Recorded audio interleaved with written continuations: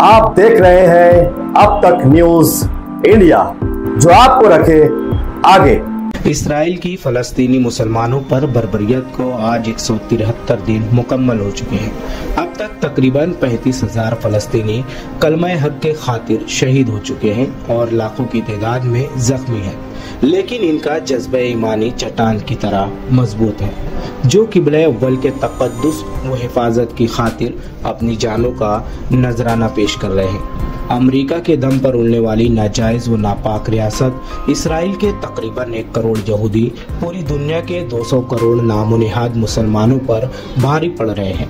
तमाम ज़राए वसाइल होने के बावजूद मुसलमान कौम सिर्फ एक दूसरे को नीचा दिखाने और बर्बाद करने में वक्त सर्फ कर रही है, लेकिन दुश्मनान इस्लाम व गुस्ताख रसूल सल्लल्लाहु अलैहि वसल्लम की तमाम साजिशों का पता होने के बावजूद भी मुसलमान कौम अंधी बनी हुई है।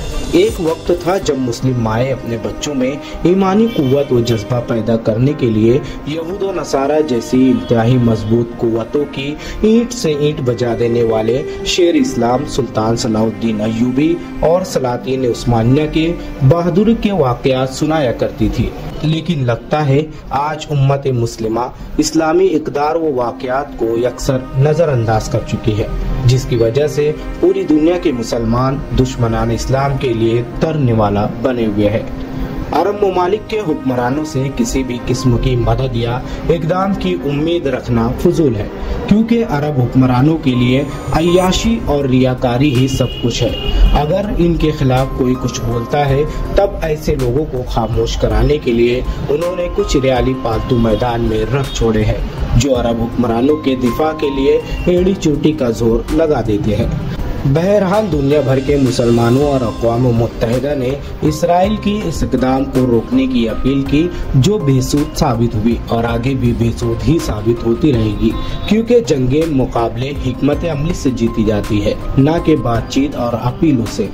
इसराइल को कम से कम माशी तौर पर कमज़ोर करने के लिए दुनिया भर के मुसलमानों को एक ठोस हिकमत अमली इख्तियार करने की ज़रूरत थी, ख़ास तौर से इसराइली प्रोडक्ट के बायकाट की मुहिम। लेकिन बायकाट मुहिम भी मुकम्मल तौर पर नाकाम साबित हुई। लेकिन आज हम आपको इसराइल को कमज़ोर करने के लिए आप सल्लल्लाहु अलैहि वसल्लम का एक वाक़या बयान करने जा रहे हैं। अगर मुसलमान इस पर अमल कर ले तो दुनिया भर में हमारा डंका दोबारा बजने लगेगा। हम वो कर सकते हैं जो रसूलुल्लाह सल्लल्लाहु अलैहि वसल्लम ने खैबर में किया था। यहूदियों पर गज़वा खैबर की चोट को शायद आप भूल चुके हो, लेकिन यहूदी आज तक नहीं भूले हैं और अक्सर औकात यहूदी लोग मुसलमानों को चिढ़ाने के लिए Khyber was your last chance का बैनर लगाकर रैलियां निकालते रहते हैं।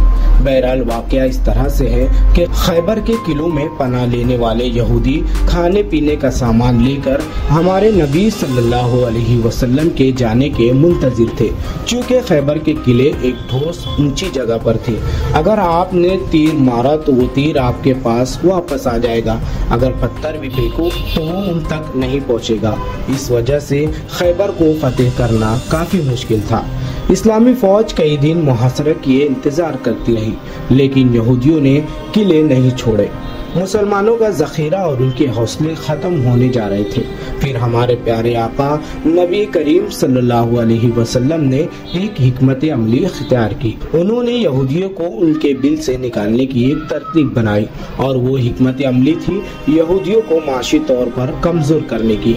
फैसला किया गया कि खैबर के अतराफ में खजूर के दरख्त काटे जाएंगे, जो यहूदियों की मईशत के लिए रीढ़ की हड्डी की मानंद थी, और इस वजह से खैबर के यहूदियों की मईशत एक एक करके टूट जाएगी, उनकी किस्मत टूट जाएगी, उनका मुस्तकबिल खतरे में पड़ जाएगा, क्योंकि यहूदियों के लिए पैसा, दौलत और खुशहाली ही सब कुछ था। बहरहाल जैसे जैसे दरख्त काटे गए, यहूदी भी तबाह होते गए। यहूदी भी इस बात को समझ गए कि दरख्तों के कट जाने के बाद इनका यहाँ रहने का कोई फायदा नहीं होगा। उन्होंने एक मुआहदा किया और यहूदियों के दारुल हुकूमत खैबर से इतना सामान लेकर चले गए जितना वो ले जा सकते थे, और खैबर फतेह हुआ। नाज़रीन, आज की जंग में भी हमें रसूलुल्लाह सल्लल्लाहु अलैहि वसल्लम की तालीमात की रोशनी में ही इस मसले का हल निकालना है। اگر آپ بھی آج کی اس جنگ خیبر میں شامل ہونا چاہتے ہیں تو یہود و نصارہ کی آبیاری کرنے والے درختوں کو ابھی کاٹ دو، کیونکہ اگر آج آپ ان پر لعنت بھیجیں گے تو بھی آپ کی آواز یہودیوں تک نہیں پہنچے گی، پتھر پھینکو گے تو اسرائیل تک نہیں پہنچے گا، لیکن آپ پیارے نبی صلی اللہ علیہ وسلم کی حکمت عملی پر عمل کر سکتے ہیں۔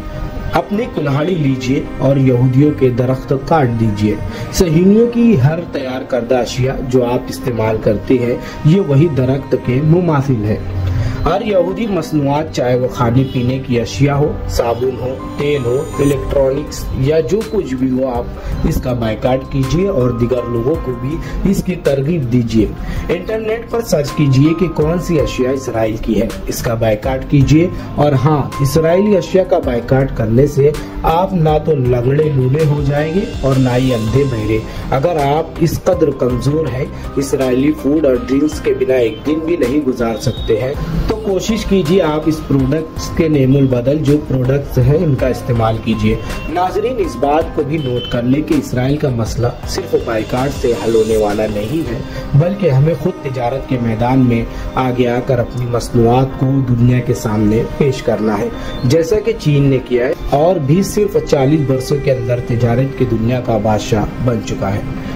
غیروں کی جانب سے مسلمانوں پر ہمیشہ سے الزام لگایا جاتا رہا ہے کہ مسلمان اتنے بے وقوف ہیں کہ انہوں نے ایک سوئی بھی نہیں ایجاد کی تو وہ ہمارا مقابلہ کیسے کریں گے۔ لہٰذا اب اس بات کو غلط ثابت کرنے کا وقت آ گیا ہے۔ اب ہمیں عملی میدان میں کچھ کر گزرنے کی اشد ضرورت ہے۔